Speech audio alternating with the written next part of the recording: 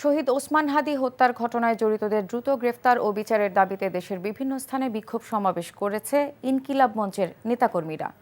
জুমার নামাজ শেষে চট্টগ্রাম নগরীর আন্দরকিল্লার শাহী জামে মসজিদ থেকে বিক্ষোভ মিছিল বের হয়ে নগরীর বিভিন্ন সড়ক প্রদক্ষিণ করে চট্টগ্রাম প্রেস ক্লাবের সামনে এসে শেষ হয়। পরে সমাবেশে বক্তারা বলেন, শহীদ ওসমান হাদি হত্যার ঘটনার ৩ সপ্তাহ পার হলেও এখনও ঘটনার সাথে জড়িতদের গ্রেফতার করতে ব্যর্থ হয়েছে অন্তর্বর্তী সরকার।